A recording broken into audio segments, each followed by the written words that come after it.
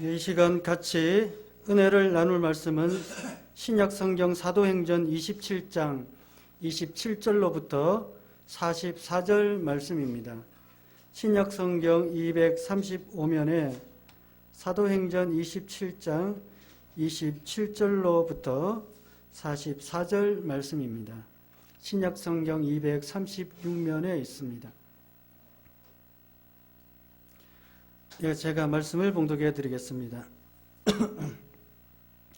열나흘째 되는 날 밤에 우리가 아드리아 바다에서 이리저리 쫓겨가다가 자정쯤 되어 사공들이 어느 육지에 가까워지는 줄을 짐작하고 물을 재어보니 20길이 되고 조금 가다가 다시 재니 15길이라 암초에 걸릴까 하여 고물로 닷넷을 내리고 날이 새기를 고대하니라. 사공들이 도망하고자 하여 이물에서 닻을 내리는 채하고 거룻배를 바다에 내려놓거늘 바울이 백부장과 군인들에게 이르되 이 사람들이 배에 있지 아니하면 너희가 구원을 얻지 못하리라 하니 이에 군인들이 거룻줄을 끊어 떼어 버리니라.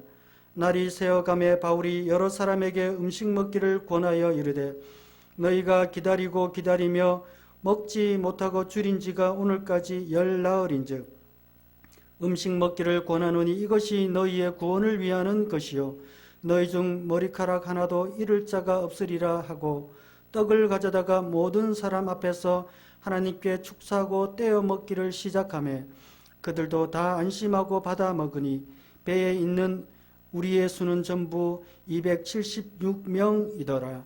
배부르게 먹고 밀을 바다에 버려 배를 가볍게 하였더니 날이 새매 어느 땅인지 알지 못하나 경사진 해안으로 된 항만이 눈에 띄거늘 배를 거기에 들여다 댈 수 있는가 의논한 후에 닻을 끊어 바다에 버리는 동시에 키를 풀어 늦추고 돛을 달고 바람에 맞추어 해안을 향하여 들어가다가 두 물이 합하여 흐르는 곳을 만나 배를 걸매 이 물은 부딪혀 움직일 수 없이 붓고 고물은 큰 물결에 깨어져 가니 군인들은 죄수가 헤엄쳐서 도망할까 하여 그들을 죽이는 것이 좋다 하였으나 백부장이 바울을 구원하려 하여 그들의 뜻을 막고 헤엄칠 줄 아는 사람들을 명하여 물에 뛰어내려 먼저 육지에 나가게 하고 그 남은 사람들은 널조각 혹은 배 물건에 의지하여 나가게 하니 마침내 사람들이 다 상륙하여 구조되니라.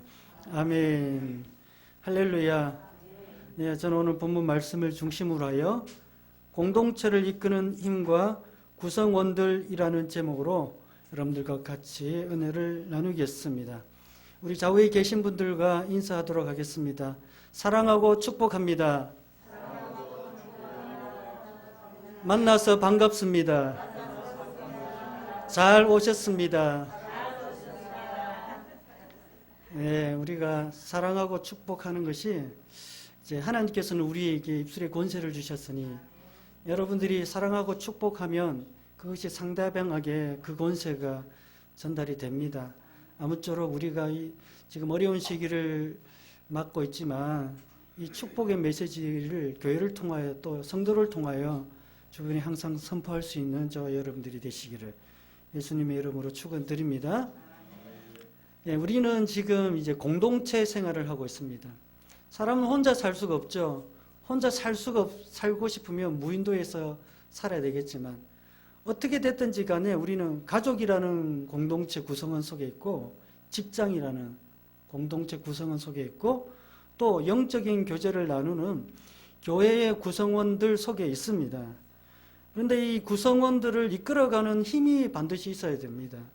그 힘이 가정에서는 가장이 될 수 있겠고 직장에서는 대표이사가 될 수 있겠죠. 그러나 이제 이 교회에서 공동체를 이끄는 힘은 바로 우리 아까 기도에 우리 안수 집사님께서 말씀하셨다시피 하나님이 가정의 호주가 되고 직장의 대표이사가 되어야 되고 또 우리 교회의 머리가 되시고 우리 교회의 당회장이 되셔야 되는 것입니다. 그러므로 이 공동체를 이끄는 힘이라는 것은 반드시 교회 안에 보이지 않지만 영적으로 존재하고 있습니다. 이제 이 본문 말씀이 사실은 좀 굉장히 어렵습니다. 이 이물이라는 단어도 있고 고물이라는 단어도 있고 돛이라는 단어도 있고 닻이라는 단어도 있고 뭐 거룻배라는 단어도 있고 그렇잖아요. 제가 용어 정리를 조금 해드리면 거룻배는 뭐냐면 큰 배가 있는데 구조선이 있죠. 구명정 이런 것들을 거룻배라고 생각합니다. 구명정은 어떻습니까? 배가 침몰되었을 때 사람들을 신속하게 이동시키는 그런 작은 배가 구명정이에요. 거룻배. 그리고 고물과 이물이라고 있는데 이제 이물은 뭐냐면 배의 머리, 뱃머리를 이물이라고 하고요. 고물은 배의 후미를 고물이라고 합니다. 제가 용어가 앞뒤가 바뀌었을 수도 있습니다. 뭐 그렇게 이해를 하시고요. 제가 저도 조금 헷갈리는데. 그리고 또 닻은 어떤 겁니까? 닷은 배가 물 위에서 움직이지 않도록 땅에 고정시키는 역할을 하는 거 있죠. 그걸 닻이라고 그래요. 닻을 내려라 그러잖아요. 그럼 닻이 내려지면 배가 밑에 있는 뭐 모래라든지 흙이라든지 이런 데에 닻이 걸려서 배가 안 움직이게 되는 거예요. 돛은 뭐예요? 바람에 따라서 움직이게 하는 이렇게 쫙 펴져 있는 게 이 돛입니다. 그런 용어들이 지금 이렇게 사용되고 있습니다. 그리고 오늘 이제 본문의 배경은 이렇습니다. 사도 바울이 3차 전도 여행을 끝내고 예루살렘으로 갔습니다. 근데 예루살렘에는 환난과 핍박이 기다리고 있다고 바울은 이미 알고 있었습니다. 아니나 다를까 환난과 핍박이 기다리고 있었는데 유대인들이 바울을 모략하여서 그를 이제 공회에 고발함으로 인하여 공회에서 재판이 열려지게 됐죠. 그래서 예루살렘에 있던 바울이 거기에서 유대인을 피하여 이제 가이사랴로 그렇게 후송됩니다. 가이사랴 감옥에 있는데 그곳에서 총독들과 그리고 이제 유대의 왕에게 아그리빠 왕이라고 성경에는 기록되어 있습니다. 이 왕과 총독에게 이제 복음을 전하는 것이죠. 그리고 급기야는 이제 유대인들이 가이사랴에 있는 바울이 예루살렘에 내려오기를 기다리고 예루살렘에 내려오면 중간에 매복을 하였다가 바울을 죽이려고 계략을 꾸미고 있었던 것을 바울은 이미 알고 있었습니다. 그래서 바울은 이 총독에게 로마 황제 가이사에게 상소를 하겠다고 하여 로마인의 신분을 가지고 있었던 바울은 가이사에게 이제 재판을 받으러 가야 됩니다. 그래서 가는데 오늘 이제 가는 중에 생긴 일이 바로 오늘 사건이에요. 그리고 바울이 이제 가이사에게 가던 그 시기는 유대인들이 대속죄일이 9월 초순경에 있는데 대속죄일이 지나고 나면 9월 중순부터 시작하여 9월 말부터 시작하여 이제 10월 달이 지나면 바람이 굉장히 많이 불었어요. 배가 움직이기가 굉장히 힘들어요. 그리고 11월 달 넘어서 배를 움직여서 항해를 하게 되면 거의 죽기 위하여 자살 행위를 하는 것과 똑같습니다. 그래서 대속죄일이 지나고 난 뒤에 바울이 지금 풍랑이 일고 바람이 이는 그런 와중에 항해하기가 힘든 와중에 드디어 가이사랴에서 배를 타고 오늘 성경에는 안 나와 있지만 사도행전 27장 2절에 보면 아드라무테노 배를 타고 이제 백부장 율리오라는 사람이 이끄는 죄수들과 함께 바울이 그렇게 출항을 하게 됩니다. 그러다가 중간에 다른 배를 갈아타게 되는데 알렉산드리아 배를 갈아타고 이제 다시 로마로 항해서 가다가 그레데라는 그런 섬을 만나는데 사실 아까 말씀드렸다시피 항해하기가 그렇게 좋지 않았어요. 그레데 섬에 갔는데 그 섬에 도착한 항구가 있었는데 그 항구의 이름은 미항입니다.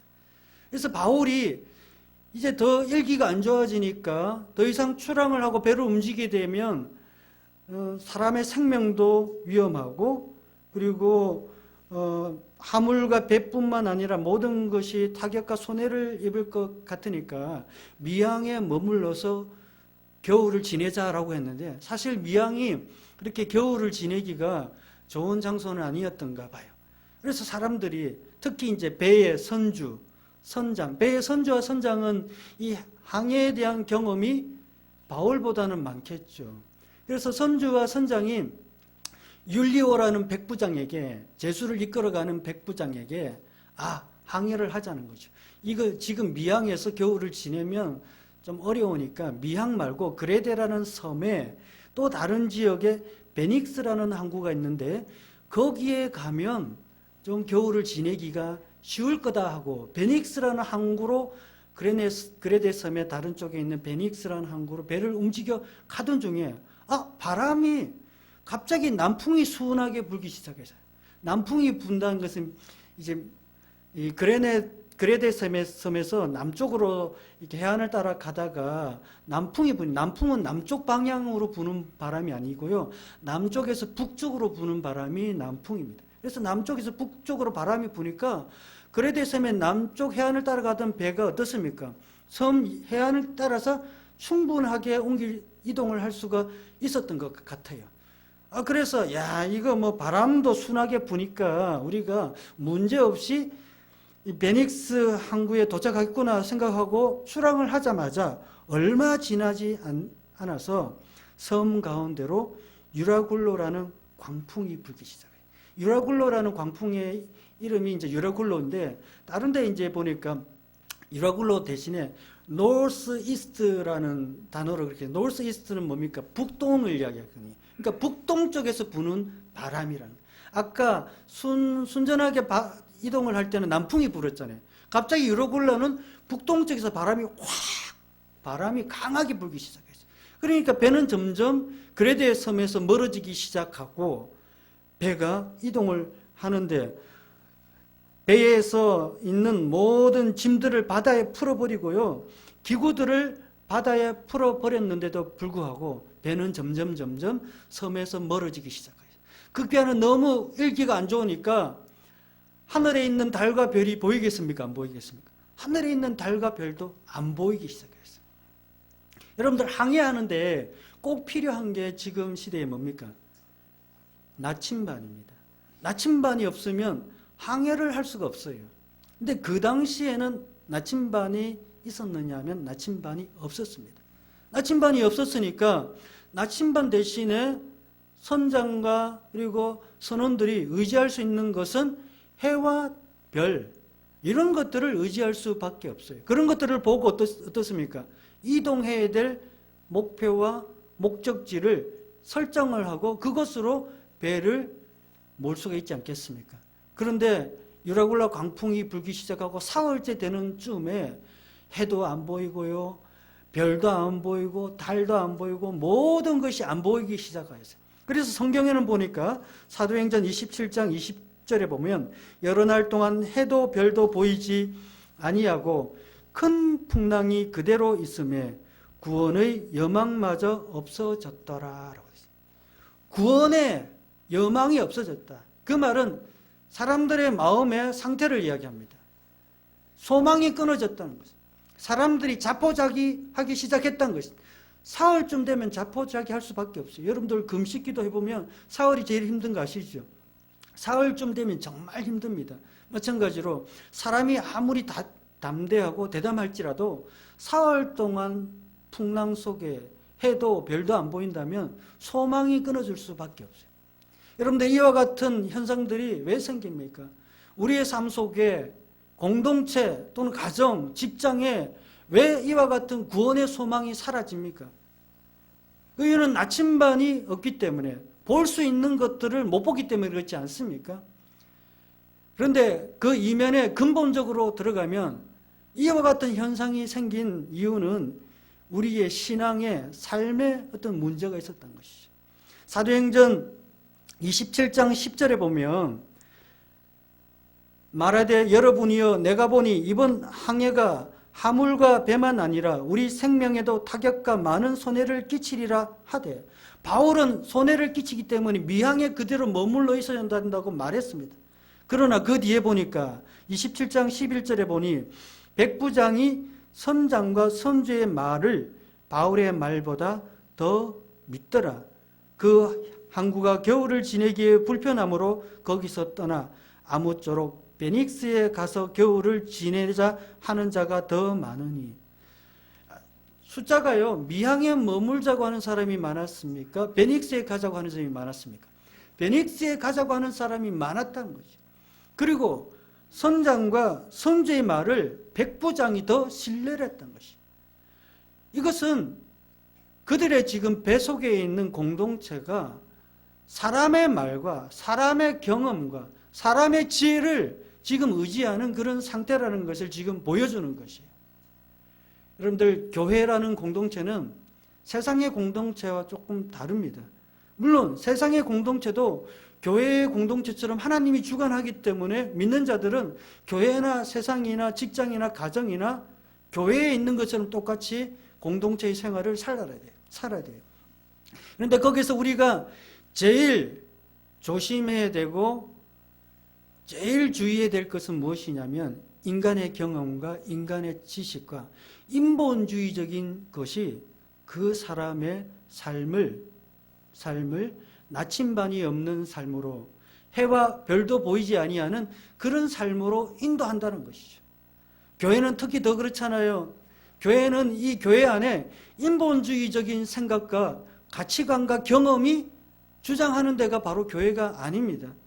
내 경험에는 이렇게 하는 것이 좋을 것 같아 라고 말은 할 수 있겠지만 그것이 이 교회를 이끌어 가서는 안 된다는 것입니다. 지금 현재 우리가 당면하는 사건들과 일들이 그런 것들을 대변하는 것 아니겠습니까? 우리가 이러한 현상들을 놓고 우리가 인본주의적인 생각을 할 것이냐, 아니면 다수의 의견을 따라갈 것이냐, 아니면 소수의 의견 속에 있는 하나님의 생각을 따라갈 것이냐 라는 것이 교회 안에서는 선택의 조건이 되어야 된다는 것입니다. 많은 사람이 이 길이 옳은 길이라고 하여서 우리가 우르르 하고 그 길을 따라가서는 안 된다는 것이죠. 그 길을 따라가다 잘못하면 빛을 잃어버릴 수가 있다는 것이죠. 여러분들, 저는 이제 지금 우리나라와 전 세계적으로 생기는 이런 일들을 통하여 많은 의학적인 지식을 가진 사람들, 과학자들 또는 국가의 지도자들이 여러 가지 방안을 내고 있습니다. 그러나 그 와중에도 우리가 꼭 명심해야 될 것은 교회는 인본주의 생각이 이끌어가는 것이 아니라는 것이에요. 신본주의적인 그러한 생각과 그러한 영이 이끌어가는 것이 바로 교회라는 것입니다. 그리고 오늘 설교의 제목이 공동체를 이끄는 힘이라는 것은 인간의 지혜가 결코 될 수 없습니다. 아무리 인간의 지혜를 우리가 이 순간 말한다고 할지라도 그 지혜가 어느 순간 순풍을 바로 만난 것 같지만 섬 중앙에서 유라굴라 광풍이 북동쪽에서 불무로 인하여 우리는 그레데 섬에서 멀어졌던 바울의 일행들처럼 우리의 삶이 구원의 소망을 잃어가는 그런 삶이 될 수도 있다는 것을 명심해야 됩니다. 그런데 이때까지 사람들이 구원의 소망이 없어지기 시작하고 사도행전 27장 21절에 보니 여러 사람이 오래 먹지 못하였다. 먹는 것도 이제 굶기 시작하고 사람들은 점점 자포자기의 그런 상태에 갔습니다. 그런데 바울은 회중들에게 다음과 같이 말합니다. 사도행전 27장 22절에 보니 내가 너희를 권하노니 이제는 안심하라. 여러분들, 안심할 수 있는 상황입니까? 안심할 수 있는 상황이 아닙니까? 아니잖아요. 그런데 안심하라는 거예요. 여러분들, 지금 시기가 어떤 상황입니까? 이제 국가에서 5월 5일을 기점으로 하여 어쩌면 오늘부터 하여 사회적 거리 두기에서 생활 방역이라는 그런 지침으로 변환될 수 있는 그런 시기에 지금 우리가 있습니다. 그런데 기독교인은 항상 뭐라고 합니까? 이런 상황 가운데도 두려워하지 말라, 놀라지 말라, 내가 너희와 함께합니다. 내가 세상을 이겼느니라 라고 항상 그 말씀을 세상 가운데 말하잖아요. 세상에 우리가 선포하는 건 뭡니까? 안심하라는 것이. 결코 이 병으로 우리가 죽임을 당하지 않는다는, 결코 이 병으로 우리가 멸망을 당하지 않는다고, 믿는 자는 결코 이 일로 인하여 해함을 당하지 않는다고 안심하라는 그런 메시지를 항상 선포합니다. 그런데 세상 사람들은 이 안심하라는 메시지가 들어옵니까? 안 들어옵니까? 결코 안 들어온다는 것이. 바울은 하는 말이 너희 중 아무도 생명에는 아무런 손상이 없겠고 오직 배뿐이라. 내가 속한 바 곧 내가 섬기는 하나님의 사자가 어젯밤에 내 곁에 서서 말하되 바울아 두려워하지 말라 내가 가이사 앞에 서야 하겠고 또 하나님께서 너와 함께 항해하는 자를 다 내게 주셨다 하였으니 바울이 두려워하지 말고 안심하라는 그 근본적인 이유를 설명하는 거예요. 어젯밤에 내가 속한 바 곧 내가 섬기는 하나님이 사자를 통하여 말했다는 것이죠. 네가 가이사 앞에 서야 되겠고 하나님께서 너와 함께 항해하는 자를 다 주셨으니 그렇게 말했으므로 여러분 안심하라. 나는 내게 말씀하신 그대로 되리라고 하나님을 믿노라. 바울은 지금 신본주의입니까? 인본주의입니까? 신본주의의 고백을 하고 있는 것이. 우리는 신앙생활을 하고 있지만 어쩌면 우리의 마음이 인본주의적인 생각에 젖어 있을 수도 있습니다. 그러나 여러분들 생각을 바꿔야 됩니다. 신본주의 생각과 사상으로, 사상이라고 하면 좀 그렇지만 신본주의적인 그런 믿음으로 여러분들의 생각을 바꿔야 되는 것이죠. 눈앞에 보이는 것은 풍랑입니다. 눈앞에 보이는 것은 사람들의 실망과 좌절입니다. 그러한 상황 가운데도 바울은 내가 믿는 하나님이 내게 말씀하신 그대로 되리라고 말씀하셨다고 바울은 선포한다는 것이죠. 여러분들 오늘 읽은 본문이 27절인데 27절 바로 위에 있는 26절을 보십시오. 그런즉 우리가 반드시 한 섬에 걸리리라. 여러분들 한 섬에 걸리리라는 것이 그냥 가벼운 표현인 것 같죠. 가벼운 표현이 아닙니다. 왜냐하면 북동쪽에서 부는 유라굴로라는 광풍이 그레데 섬을 강타하였고 배는 그레데 섬의 남쪽 해안을 따라가다가 북동쪽에서 부는 바람을 맞으니까 점점 해안가에서 섬에서 멀어지게 되었으니 이제 육지에 다다를 수 있어요? 없어요? 없어요. 그런데 나침반도 해도 별도 없으니까 구원의 소망이 끊어졌는데 한 섬에 걸린다는 말은 우리가 육지에 도달할 수 있다. 육지에 다다를 수 있다라는 그런 구원의 소망을 지금 말하고 있는 것이에요. 바울은 구원의 소망을 왜 이렇게 선포할 수 있습니까? 그 속에 신본주의 생각과 사상으로 무장했기 때문에. 그러면 신본주의 사상과 인본주의 사상의 차이점이 과연 무엇입니까? 바울은요, 많은 은사가 있습니다. 바울은 여러 가지 영적인 체험이 있습니다. 보기도 하고요.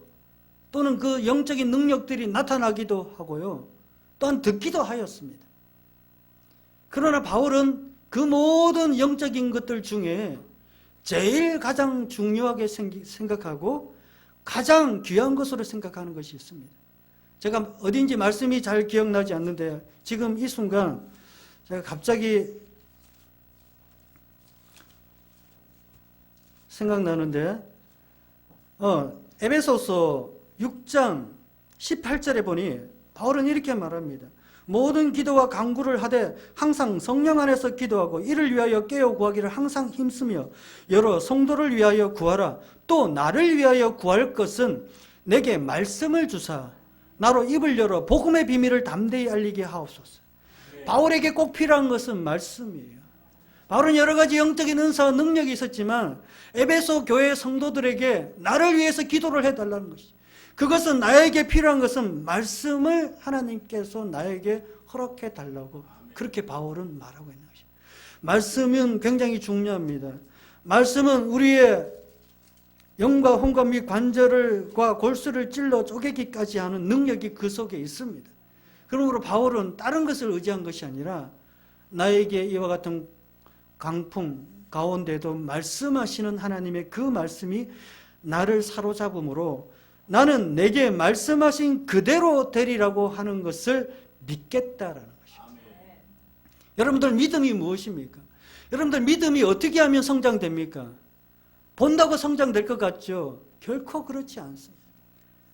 지난주에요, 화요일쯤에 우리 교회 성도는 아니지만 전에 있던 교회에 저하고 친분이 있어서 이제 구리에 있는 모 장로교 교회로 순복음에서 장로교로 이렇게 교단을 옮긴 성도님이 있습니다. 그분이 그렇게 말씀하시대요. 사실 그분이 이제 제가 있던 순복음 교회에 제가 교구장으로 있던 그 교구에 이제 조장으로 있었거든요. 그분이 하는 말이, 목사님, 우리 교구는 말씀 읽기를 좀 했으면 좋겠습니다. 그래서 말씀 읽기 표도 막 저한테 갖다 주고 그랬어요. 그래서 제가 그거 카피해가지고요, 성도님들한테 쭉 나눠주고요. 그리고 제가 성도 조장들에게, 우리 교회로 치면 셀장이죠, 셀장님들에게, 각 조원들에게 연락을 해서 조원들이 말씀을 어느 정도 있는지 꼭 체크를 해라.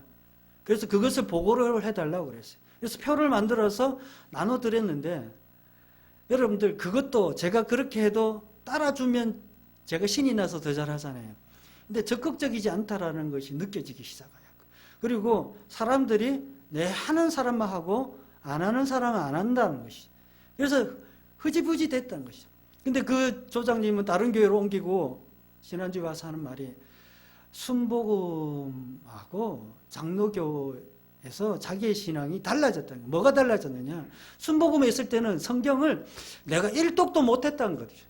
근데 장로교에 갔더니 그동안 한 5년 정도 지났는데 15독을 했다는 거예요. 평신도가요, 15독을 했으면 많이 한 겁니다. 적은 거 아닙니다. 그렇죠? 평신도가 5년에 15독을 했으면 1년에 몇 독 했어요? 1년에 3독을 한 거예요. 1년에 3독 하려면 하루에 몇 장 봐야 되는지 아세요? 하루에 10장 정도 봐야 돼요. 하루에 10장 보려면 시간이 얼마 정도 걸리는지 아세요? 1시간이면 됩니다. 1시간이면 1년에 3독 할 수 있어요. 근데 우리는 1시간을 말씀 읽는데 투자 안 한다는 그런 계산이 나오죠. 여러분들, 우리는 하나님이 내게 말씀하셨다고 말하지만, 과연 하나님이 내게 말씀하시는 것을 듣기 위하여 하루에 1시간 또는 30분이라는 시간을 투자를 했느냐? 투자 안 했는데 어떻게 하나님께서 내게 말씀하셨다고 말할 수 있느냐? 여러분들 그거 아셔야 됩니다. 사탄도 광명한 천사의 모습으로 가정하여 우리에게 온다는 것이죠. 사탄이 어떻게 가정하여 옵니까? 올 때 사탄이, 나는 사탄이라고 귀신의 모양을 가지고 옵니까? 귀신의 모양을 가장해서 온다면 우리는 그것이 사탄이라는 것을 바로 알아요. 그러나 마귀도, 귀신도 천사의 모습으로 온다는 거예요. 그러니 우리는 그것에 현혹될 수밖에 없습니다. 10가지의 영적인 현상들이 있다면 10가지를 다 우리가 신뢰할 수 있느냐? 그 중에 50%를 신뢰한다고 할지라도 나머지 5개에 대해서는 우리가 반드시 어떻게 됩니까? 의심하고 또 짚어보고 또 점검해야 되는 것이 필요하는데 점검을 안 한다는 것이에요. 왜 점검을 안 합니까? 말씀에 대한 갈급함과 말씀에 대한 묵상의 훈련이 안 되어 있으니까. 영적인 것이 오면 무조건 그것을 영적으로 받아들이는 잘못된 습관을 가지고 있는 거예요. 영적인 것을 분별하기 위하여 사도 바울이 했던 것처럼 내게 말씀하시는 그 주님의 말씀 안에서 그것을 해석하고 분별해야 된다는 것이에요. 그것이 공동체를 이끄는 힘입니다. 그러므로 여러분들, 오늘 여러분들에게 말씀하시는 이 말씀이 바울이 기도의 제목 가운데 말씀을 가장 귀중하게 여겼던 것처럼 말씀이 여러분들의 생명의 길이 되시기를 간절히 원합니다. 시편 119편에도 보면 이 119편은 총절이 176절입니다. 176절이라는 이 내용 중에 가장 핵심은 무엇입니까? 주의 율례, 주의 율법, 주의 말씀, 주의 법이라는 단어들이 수두룩 빽빽합니다. 그런데 시편 119편의 기자가 이 말씀이라는 것을 이야기하는 이 시편 119편 안에의 배경은 자신이 경험하고 있는 환난과 역경을 배경으로 삼고 있다는 거예요. 그 역경과 환난 속에서 주의 율례, 말씀 이런 것들이 나의 삶을 주장하고 있다는 것이죠. 그래서 시편 119편의 기자는 이렇게 말합니다. 주의 말씀은 내 발의 등이요 내 길의 빛이니이다. 어찌하여 광풍을 만나는데 말씀을 의지하지 않습니까? 어찌하여 삶의 역경을 만나는데 우리는 왜 말씀을 묵상하지 않습니까? 그렇게 하고도 영적으로 자처를 합니까? 그렇게 하고도 내가 보았다고 들었다고 쉽게 말할 수 있습니까? 바울은요, 자신의 영적인 것을 자랑하고 싶어도 결코 자랑하는 사람이 아니었다는 것이죠. 바울은 말씀을 자랑했던 사람입니다.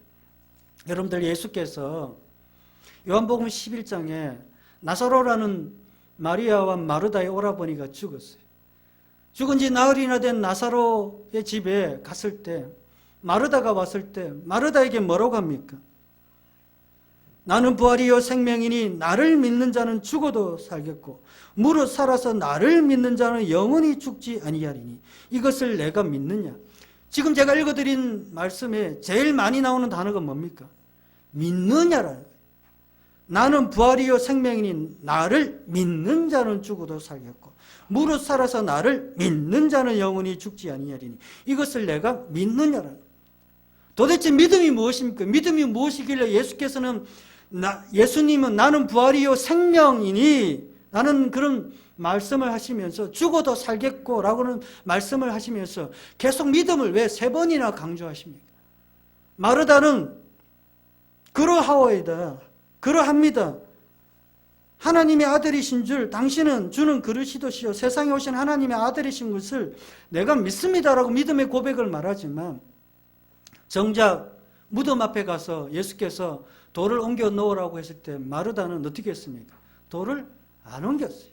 그때 예수께서 하시는 말씀이 이런 말씀을 하십니다.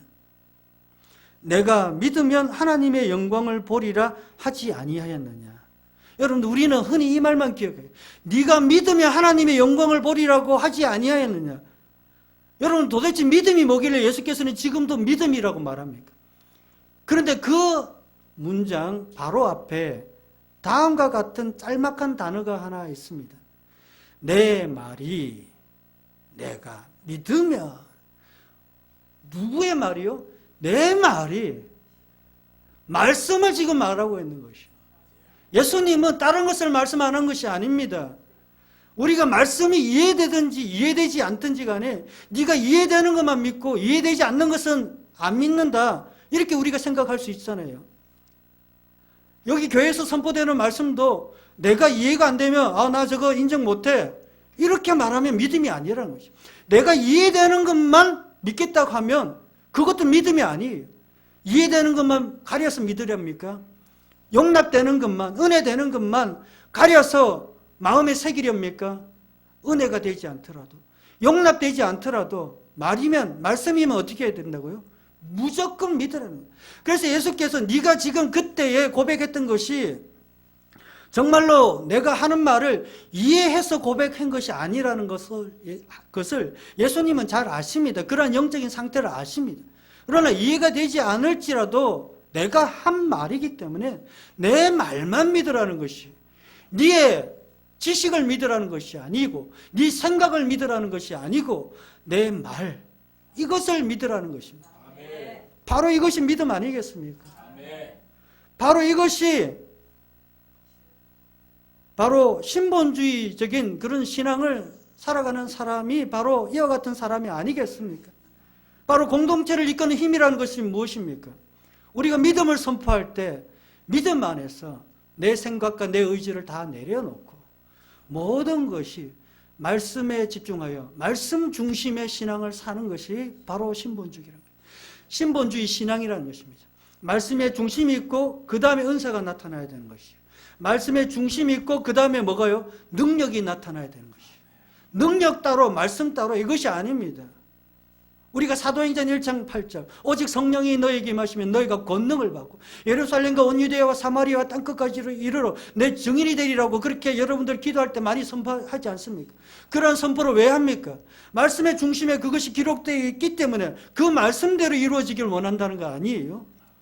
성령 받을 때는 그렇게 말씀을 운운하고 말씀 선포로 말씀으로 기도해놓고 성령 받고 난 뒤에는 말씀 없이 말씀은 아주 하찮은 것으로 여기며 말씀 이외의 것이 더 중요하다고 여기는 것이 우리의 신앙을 인본주의로 가게 만드는 잘못된 신앙이라는 것을 기억하셔야 됩니다.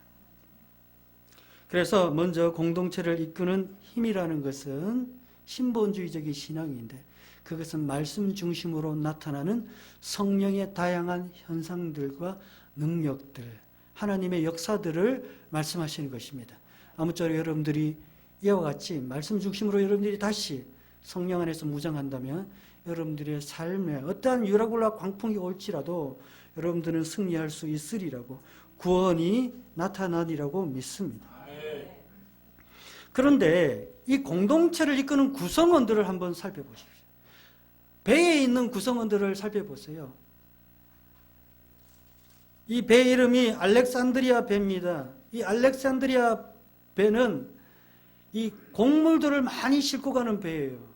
그리고 율리오라는 백부장이 이 알렉산드리아 배의 선주와 선장과 함께 계약을 맺습니다.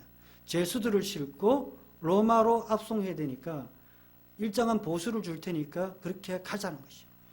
그래서 보면 그 배에는 크게 보면 죄수들, 바울을 포함한 죄수들이 있고요. 그리고 죄수들을 압송하는 율리오와 함께 군사들이 있고요. 그리고 그 배에는 선주와 선장과 선원들을 포함한 배의 일꾼들이 있습니다. 이러한 세 부류들이 있잖아요. 근데 이제 이 열나흘째 되는 날 밤에 구원의 소망이 끊어졌다고 생각하는 밤에 사공들이 바닷가에 파도 소리가 조금 이상하게 달라졌다는 것을 느끼기 시작해요. 그것은 점점 육지와 가까워졌을 때 들을 수 있는 그런 파도 소리였던가 봐요. 그래서 물길을 재보니까 20길이 되고 또 조금 뒤에 재보니까 15길, 성경에는 15길이라고 되어 있습니다. 15길이 되고 점점 육지와 가까워지는 줄 알았습니다. 바울이 그 틈을 타서 그 배에 있는 그 구성원들 중에 일부 사람들을 목격했는데 선원들이 구조선을 몰래 내려가지고요. 자기들만 살겠다고 구조선에 타서 얼른 그 배에서 도망가겠다는 거예요. 여러분들 공동체 안에서 자기중심적인 구성원들이 있습니다. 나만 살면 된다는 것이요. 나만 유익하면 된다는 것이요. 여러분들 신앙의 처음의 단계에서는 기도가 나 중심적인 기도를 많이 해요. 그러나 조금 더 성장하고 조금 더 발전하면 어떻습니까? 나 중심적인 그런 신앙에서 벗어나야 돼요. 이것은 지극히 어린아이적인 신앙입니다. 여러분들 우리가 이와 같은 선원들과 같이 나만 살겠다고 거룻배를 몰래 내려서 구명정에 타서 나만 살겠다고 그런 사람들이 되면 되겠습니까? 안 되겠습니까? 결코 그렇게 되면 안 됩니다. 그것은 신본주의 신앙을 살아가는 사람이 결코 아니라는 것이에요. 그런데요, 그 배에는 그런 부류들만 있는 것이 아니라 군인들 중에요, 군인들 중에 너는 저 죄수 맡아, 너는 저 죄수 맡아 하면서 군인들에게 죄수 한 명씩을 한두 명씩 그렇게 할당을 시켜줍니다. 그런데 만약에 죄수가 압송되는 와중에 도망을 가게 되잖아요. 그 당시에는, 지금은 우리가 경찰이 죄수를 쫓다가 실수로 수갑을 풀고 도망하는 그런 경우가 생기면 감봉 처리를 한다든지 심할서를 서게 한다든지 그렇게 하면서 끝나게 되겠지만, 그 당시에는 만약에 죄수가 도망가게 되면 죄수 대신에 그 군사가 죽습니다. 그러니까 죄수가 가지 않도록 어떻게 해야 됩니까? 아주 철저하게 감시를 해야 됩니다. 그런데 문제가 생겼습니다. 배가 점점 가까워지기 시작하자 캄캄한 밤입니다. 선원들과 선주들이 이제 닻을 내려서 배가 움직이지 않게 고정을 시킵니다. 날이 셀 때까지. 그리고 드디어 날이 샜습니다. 날이 새서 배가 고정되어 있던 닷줄을 끊습니다. 닷줄을 끊으니까 어떻게 됩니까? 바람에 밀려서 배가 해안가로 어떻게 됩니까? 쑥 갈 수밖에 없어요. 가다가 보니까 산이 언덕이 있었는데 그 언덕에 배의 앞머리가, 선두가 딱 걸려버렸어요. 배가 움직일 수 있습니까? 없습니까? 못 움직이잖아요. 그런데 뒤에서는 파도가 얼마나 세게 치니까 배의 선미가 어떻게 됩니까? 부서지기 시작했어요. 그 와중에 군인들이 죄수들이 도망할 수 있다라는 생각이 마음에 들기 시작해요. 그 마음은 왜 듭니까? 저 죄수들 도망하면 누가 죽는다고요? 내가 죽는다. 그래서 오늘 읽은 본문 42절에 보면 군인들은 죄수가 헤엄쳐서 도망할까 하여 그들을 죽이는 것이 좋다 하였으나, 그들을 어떻게 하자고요? 죽여버리자는 거예요. 도망갈까 죽이는 것이 아니라 목적은 뭡니까? 나 살자고 그들 죽이자는 거예요. 여러분들 바깥에 있는 사회나 공동체는 짓밟고 올라서는 것이 세상이에요. 내가 올라서지 아니하면 다른 사람이 어떻습니까? 나를 짓밟고 올라섭니다. 그러나 교회의 공동체는 어떻습니까? 짓밟고 올라서는 것이 아니에요. 나 살자고 상대방을 죽이면 안 된다는 것이에요.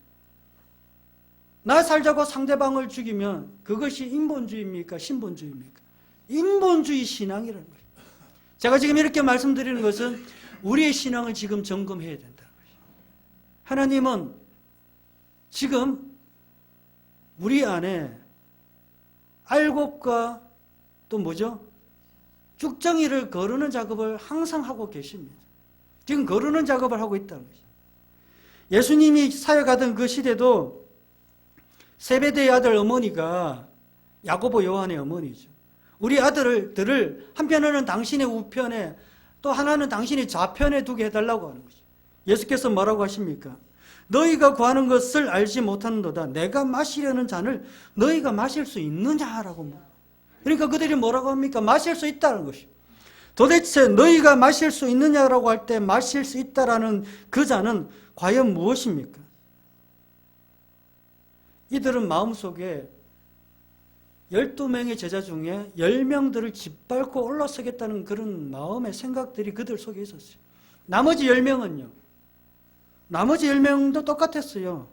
성경 마태복음 20장 24절에 보니까 10제자가 듣고 그 두 형제에 대하여 분이 여기거든. 저것들 봐라. 저것들이 우리 위에 서겠다고? 화가 난다는 이야기죠. 내가 저것들 위에 올라서겠다는 것이죠. 예수께서 하시는 말씀이 너희 중에 누구든지 크고자 하는 자는 너희를 섬기는 자가 되고 너희 중에 누구든지 으뜸이 되고자 하는 자는 너희의 종이 되어야 하리라. 여러분들 짓밟고 올라서면 안 되고 오히려 뭐가 되어야 된다고요? 종이 되어야 된다. 참으로 참 이 목사들을 부를 때마다 뭐라고 합니까? 종이라고 그러잖아요. 종이 종다워야 되는데 종이 뭐다워지려고 합니까? 상전다워지려고 하는 것이 목사들의 잘못된 모습 아니겠습니까? 종이 자꾸 대접받으려고 하는 것이 목사들의 잘못된 모습 아니겠습니까? 그것 때문에 성도들에게 손가락질 당하고 그것 때문에 세상에게 손가락질 당하는 것이 바로 종의 모습을 살지 않는다는 것입니다. 예수께서는 인자가 온 것은 섬김을 받으려 함이 아니라 도리어 섬기려 하고 자기 목숨을 많은 사람의 대속물로 주려 합니다. 목숨을 내어줘야 된다는 거예요. 오늘 본문 말씀에 이 군인들은 목숨을 내어주지 아니하고 상대방의 목숨을 빼앗으려고 하고 있다는 것이죠. 그러나 내가 정말 공동체를 이끌어가는 힘 가운데 있는 신본주의적인 그런 신앙을 살고 있는 사람이라면 빼앗지 마시고요. 어떻게 해야 된다고요? 상대방을 위하여 죽어야 된다는 것이죠. 죽지 아니하면 우리는 결코 신본주의적인 신앙을 살지 않습니다. 그런데 이런 사람들과 대조되는 사람들이 있었습니다. 백부장부터 먼저 볼게요. 백부장은 그 와중에 다른 군인들은 나 살자고 상대방을 죽이려고 하는데 백부장은 뭐라고 합니까? 43절에 백부장이 바울을 구원하려 하여 그들의 뜻을 막고 헤엄칠 줄 아는 사람들을 명하여 물에 뛰어내려 먼저 육지에 나가게. 제수들, 바울을 포함한 제수들 걱정하지 마라. 뛰어내려라는 것이에요. 만약에 그 제수들이 가서 도망가 버리면 율리오는 죽습니까? 안 죽습니까? 율리오는 죽습니다. 그에 딸려있는 군사들도 다 죽습니다. 그러나 율리오는 이 모든 것들을 상대방을 살리는 일에 먼저 자기 자신을 내어놓았다는 것이에요. 율리오는 그리스도인이라고 말할 수 없지만 이 모습만 봐도 그리스도인다운 모습이 아니겠습니까? 우리가 세상에 나가서 그리스도인다운 모습으로 살지 않는다면 뭐 그렇게 대단한 신앙을 살고 있다고 말할 수 있겠습니까? 그리고요, 바울을 한번 보십시오. 모든 사람들이 절망과 낙심 가운데 있는데 바울은 사람들에게 절망을 주고 낙심을 주고 죽을 것을 주고 그렇게 했습니까? 오히려 바울은 그들에게 뭘 줬습니까? 희망을 말했어요.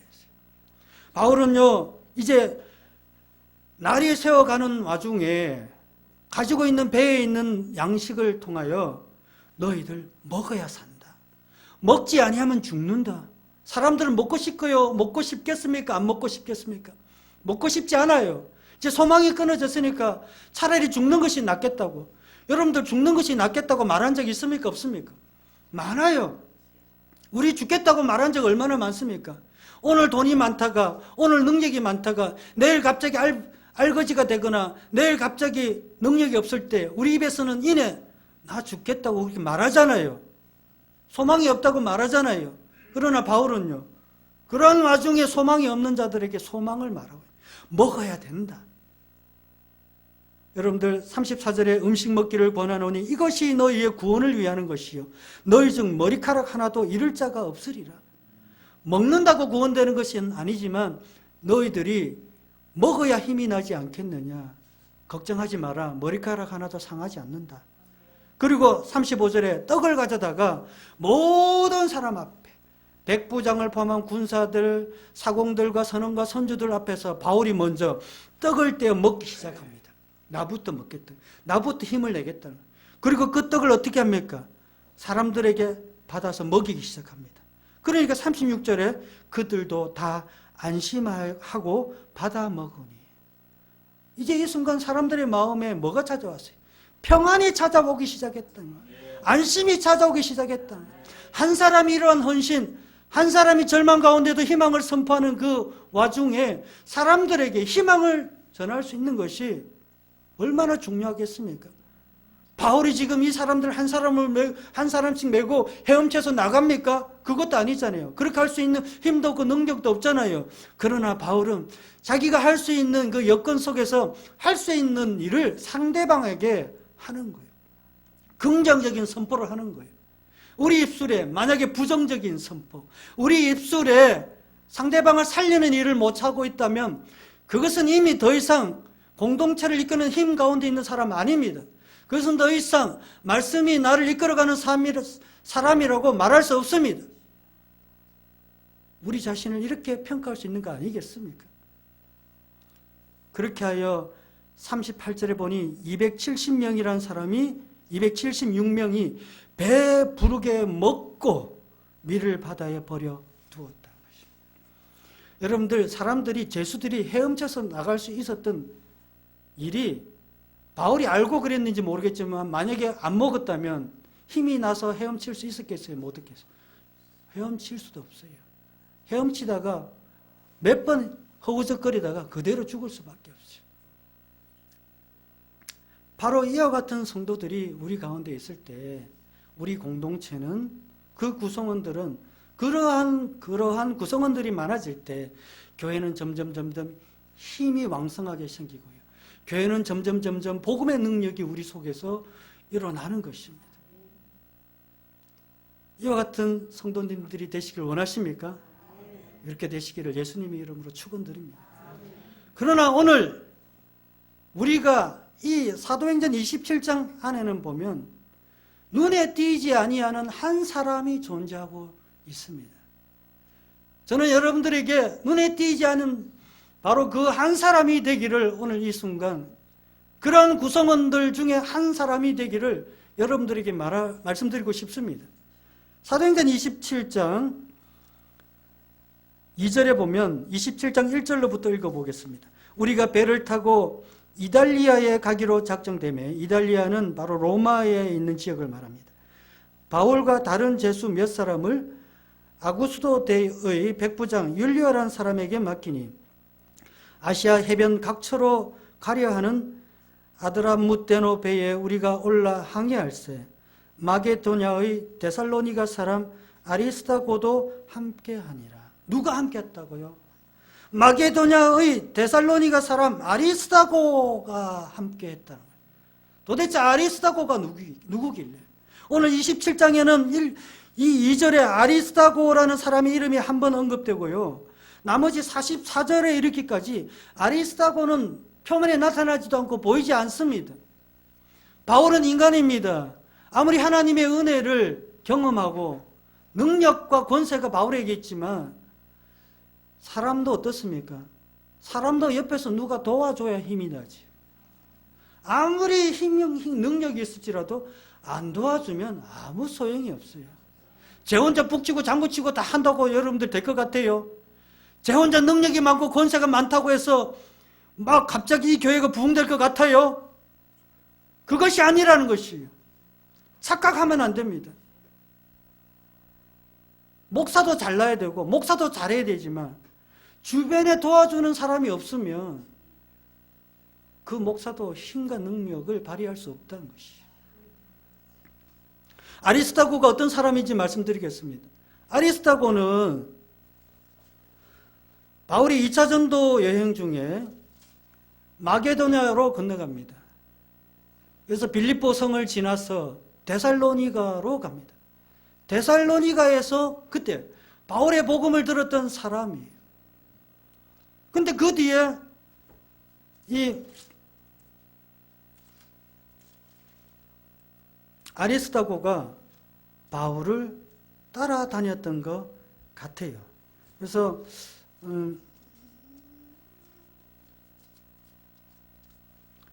사도행전 19장에는 보면 그 뒤에 바울이 3차 전도 여행 가운데 에베소에서 아주 곤욕을 당하는 일이 생깁니다. 에베소는 이제 우상을 많이 섬기는 장소거든요. 거기서 이제 이 은장색이라는 것은 뭐냐면은 은으로 우상의 모양을 만들어서 파는 사람. 여러분 불상 있죠? 쉽게 이야기해서 불상 만들어 파는 사람이라고 생각하면 됩니다. 데메드리오라는 이 은장색을 만들어서 파는 사람이 아데미 신상의 모양을 만들어서 벌이를 심심찮게 했던 거예요. 근데 에베소에 바울이 복음을 전하면서 모든 사람의 손으로 만든 것은 신이 아니라 이것은 우상이라고 그렇게 말하니까 그동안 만들어 장사를 잘했는데 그것이 타격을 입기 시작했습니다. 그러니까 데메드리오라는 사람이 하는 말이 우리의 이 영업이 천하여질 위험이 있을 뿐 아니라 큰 여신 아데미의 신전도 무시당하게 되고 온 아시아와 천하가 위하는 그의 위엄도 떨어질까 하노라라고 그렇게 에베소에 있는 사람들을 충동질하기 시작했어요. 그래서 에베소에 있는 사람들이 바울을 잡기 전에 먼저 바울의 추종자들을 잡기 시작했는데 사도행전 19장 29절에 보니 온 시내가 요란하여 바울과 같이 다니는 마게도냐 사람 가이오와 아리스다고를 붙들어 일제히 연극장으로 달려 들어가는지라. 이제 가이오라는 사람과 아리스다고를 붙들어서 원형 경기장 속에 있죠. 거기에는 수만 명의 사람들이 모여있는 계단식의 원형 경기장입니다. 그 중앙에 아리스다고와 가이오라는 사람을 붙들어서 그 안에 집어넣은 것입니다. 그곳에서 어떤 능력을 당하는지 알 수 없습니다. 어떤 어려움을 당하는지 알 수 없습니다. 가이오가 예수 믿었는데 내가 바울을 따라왔는데 이런 어려움과 역경을 만났으니까 아리스다고는 더 이상 바울을 따라다닐 이유도 없을 것 같았지만 아리스다고는 그 길을 포기하지 않았습니다. 드디어 바울이 3차 전도 여행을 마치고 에베소에 있는 장로들을 밀레도 섬으로 부릅니다. 밀레도 섬에서 장로들에게 마지막으로 고별 연설을 합니다. 그 연설 내용에도 보면 오직 성령이 각 성에서 내게 증언하여 결박과 환난이 나를 기다린다고 그렇게 바울은 말하였을 때 바울이 말한 소리를 아리스다고도 들었을 거예요. 결박과 환난이 바울이 가는 곳마다 있구나. 그런데도 바울이 가는 곳마다 아리스다고는 어떻습니까? 계속 따라다니고 있어요. 예루살렘에서 유대인들에게 능욕을 당할 때도, 예루살렘에 갇혔을 때도, 가이사랴에 갇혔을 때도, 또한 가이사랴뿐만 아니라 로마에 압송되는 그런 알렉산드리아 배를 타고 가는 그 와중에 유라굴로라는 광풍을 만날 때도 아리스다고는 계속 동행을 했습니다. 동행할 때 아리스다고가 뭐 특별하게 바울에게 말했습니까? 바울 선생이여 내 말 좀 들어보소. 내 말 좀 들어보고 내가 하는 말도 좀 귀 기울여 주소. 이렇게 말했어요? 안 했어요. 그냥 따라다녔어요. 따라다니면서 시중 들고 따라다니면서 위로하고 따라다니면서 힘내세요. 잘 될 거예요. 내 같은 사람이 뭔 큰 위로가 되겠지만 걱정하지 마시오. 내가 당신이 가는 어떠한 역경과 어려움 속에서도 나는 당신을 따라가겠소. 이것이 복음이 아니겠습니까? 예수님이 따라가는 길, 그 길을 따라가는 것이 바로 신본주의 신앙 아니겠습니까? 주님이 가신 그 길, 그 길을 나도 따라가겠다. 그런데 우리는 어떻습니까? 아리스타고처럼 그렇게 말하지 아니하고, 야, 임 목사, 니 뭐 잘하냐? 니도 한번 내 말 좀 들어봐. 아, 안디옥 교회 뭐 잘하냐? 니도 내 말 한번 들어봐. 말하면서 할 말 많지 않습니까?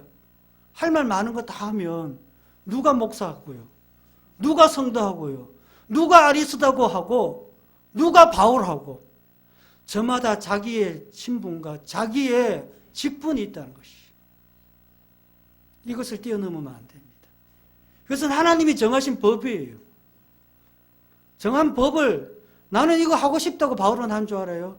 바울이 내가 당신이 예루살렘에 있는 왕들과 열방에 있는 왕들과 모든 이방에 당신의 복음을 전하라고 바울이 내가 하겠어라고 먼저 손들었어요.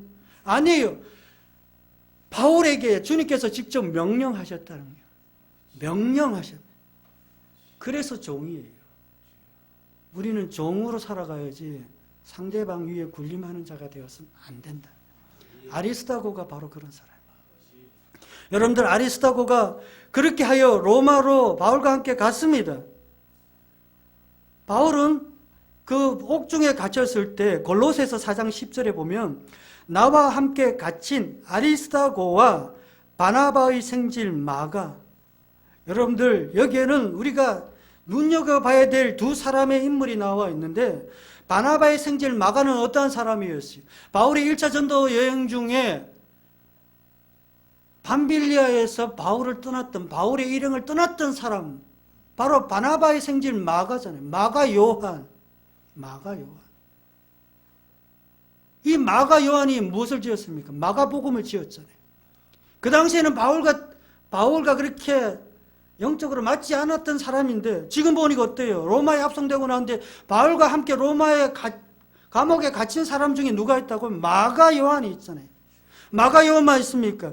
아리스타고도 지금 갇혀 있잖아요. 아리스타고는 특출난 사람도 아닌데 갇혀 있잖아요. 여러분들 그냥 특출나게 신앙생활 하지 말고요. 그냥 없는 듯 있는 듯, 목사님이 임요새 목사를 얘기하는 게 아니고요.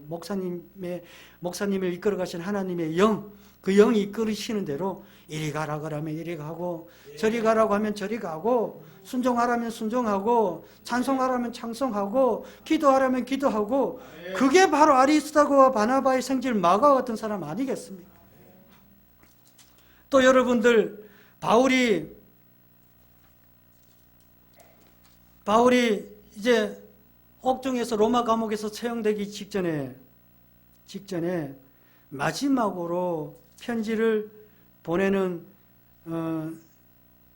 중에 디모데후서가 있습니다. 이제 디모데후서에 보면 또 한 사람의 이름이 나오는데요. 데마는 이 세상을 사랑하여 나를 버리고 어디로 갔냐면 데살로니가로 갔고, 누가요? 데마라는 사람. 데마가 어떤 사람인지는 잘 모르겠지만, 저도 이 데마에 대해서 연구를 좀 안 해봤지만, 데마는 가령 신앙생활 잘했던 그런 사람이라고 생각해 봅시다. 잘해도 끝에 가서 바울을 떠나버리면 그게 무슨 소용이에요? 아무리 잘하고도 끝이 중요한 거예요. 그러므로 처음이나 끝이나 항상 일관된 사람을 하나님께서는 찾습니다. 마음의 중심을 붙든 사람, 변하지 않는 사람을 하나님께서는 붙든다는 거예요. 이 아리스타고에 대하여 바울은 에베소 성도들에게 보내는 편지 중에 빌레몬서라는 성경이 있는데요. 거기에 보면 이렇게 기록되어 있습니다. 또한 나의 동역자 마가, 아리스타고, 데마, 누가가 문안하느니라. 여러분들, 성경에 이렇게 한 사람의 이름이 거론되는 것은 그것이 간단하거나 쉬운 표현이 아니라는 것을 기억하셔야 돼요. 그 안에는 보이지도 않고 이름도 나타나지도 않지만 중요한 역할을 했던 보이지 아니하는 평신도 사역자들이 있었다라는 것을 바울은 말합니다. 그러므로 오늘 이 사도행전 27장에서 바울에게 하나님의 일을 할 수 있도록 도와주는 아리스타고, 그 사람은 백보장보다 뛰어난 사람이요, 그 사람은 선원들보다 뛰어난 사람이요, 그 사람은 다른 군사들보다 뛰어난 사람입니다. 보이지 않는 곳에서 일을 했기 때문에 그에게는 상급이 하늘에 쌓여 있는 사람이라고 우리는 말할 수 있지 않겠습니까? 오늘 여러분들 공동체는 이와 같이 다양한 구성원들이 있어요. 그 구성원들 중에 나는 어떠한 구성원이 되어야 되겠다라고 생각이 든다면, 혹 제 말에 마음이 상할 수 있습니다. 그러나 상하는 것으로 끝나면 안 돼요. 그것을 고쳐야 되고, 나는 어떤 구성원이 되어야 되겠다라고 생각이 되고 느끼는 대로 행한다면 오늘 여러분들이 바로 이 유라굴라 강풍 속에서도 신본주의적인 신앙을 살아가는 사람이 아닐까, 저는 그런 생각을 합니다. 아무쪼록 오늘 사도행전 27장 44절에 보니 그 남은 사람들은 널조각 혹은 배 물건에 의지하여 다 나가게 하니 마침내 사람들이 다 상륙하여 구조되니라. 한 사람도 낙오되지 않았어요. 근데 저는 여기서 마지막으로 한 단어를 여러분들에게 말씀드리고 싶습니다. 다양한 구성원들이 있지만 또 여기에는 아주 신본주의적인 신앙을 철저하게 잘 살고 있는 사람도 있고요, 좀 그렇지 못한 분들도 있지만 다 구원을 받았다는 것이 중요해요. 그럼 다 구원을 받으려면 그들 속에 꼭 있어야 되는 것이 하나가 있는데, 그것은 상대방을 신뢰하는 거예요. 군사들이 죄수들을 신뢰하지 못한다면, 또 율리오가 바울을 신뢰하지 못한다면 헤엄치고 나가시오라고 말할 수 있습니까? 없습니까? 못합니다. 신뢰가 밑바탕에 깔려있는 것이. 그리고 죄수들도 배에서 헤엄쳐서 육지로 갔지만 이때가 기회다라고 하고 도망을 갔습니까? 안 갔습니까? 안 갔어요. 그 이유는 왜 그렇습니까? 상대방이 나에게 신뢰와 믿음을 보여줬기 때문에 나도 저들에게 신뢰와 믿음을 보여주겠다는 거예요. 바로 공동체는 신뢰와 믿음이 깔려있는 구성원들이 있을 때 그 구성원들은 힘을 발휘하기 시작한다는 거예요. 오늘 서로가 서로를 향하여 오늘도 신뢰하시기 부탁드립니다. 믿음을 가지고 상대방을 높여주고 의지하는 신앙생활을 한다면 머지않아 우리 교회도 그와 같은 교회로 하나님의 영광을 나타내리라고 믿습니다. 기도하겠습니다.